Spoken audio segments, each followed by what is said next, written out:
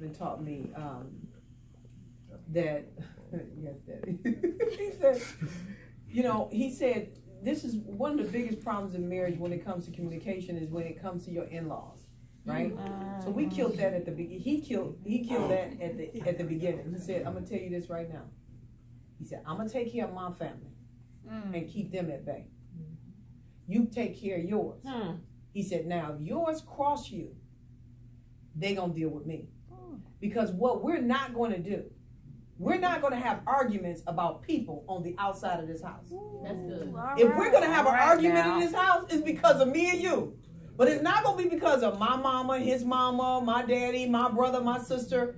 And so we started cutting that out. And the other thing that we did is we would sit at a table or we're sitting in bed. And if we have an issue, we're not going to bed. Nobody can leave out the room. We're not moving until we resolve this issue. The Bible says, do not allow the sun to come down upon your wrath. Because when you wake up in the morning, that problem is no longer a seed. It's a huge tree. And it's hard to cut down a bigger tree. All right. That's good. Awesome. Yeah, I want to say something about communication. Yes, I think one of the biggest, that's a big issue in marriage.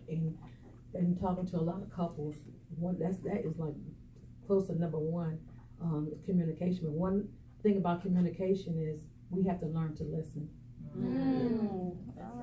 More than just looking at the person, but really taking in what they're saying to you, really hearing me. Because a lot of, you know, in boot camp we learned a different love language, and we learned men, they hear differently than we and than us. You know, they understand differently than the way we understand. So we have to learn each other and learn to really listen to one another.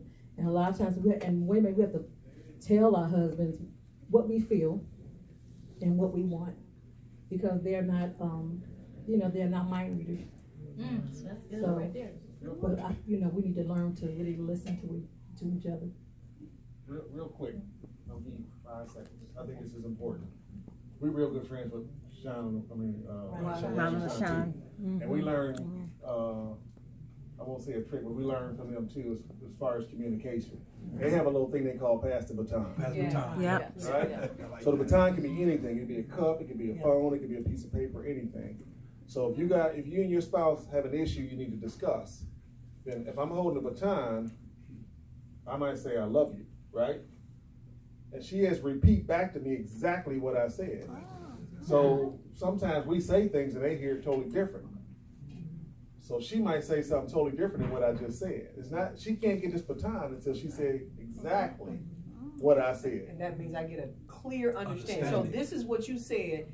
You don't like that I did this. I didn't say I didn't like it. I said I didn't like the way you said it. Oh, okay, so let's start over again. So now I say, it's not that you don't like what I did, it's like that you don't like the way I said it. So you get a clear understanding, and then I get the baton once I get a clear understanding, and then now he can get my response of how I felt about the situation.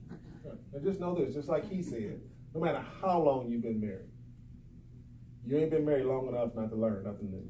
That's good. Amen, amen. That's good. That was good. And I want to mention what you said and what you guys are saying.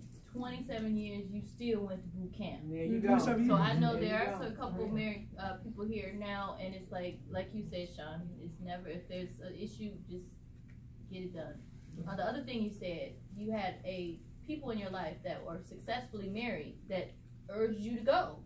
So Amen. It's important, even like for us while single. I always talk about having accountability people. You know, if you're wanting to be celibate till marriage, you can't be around people that's having sex and telling you how it was last night, and then you get tempted and you're like, oh Lord, I done slipped and failed. That's because your environment is dictating your actions. So when you get married, you want to be around other married people that are successful, that can be accountable to you, so that when there are issues, they can help you in the marriage. So that's what I heard from you guys. So thank you for sharing that.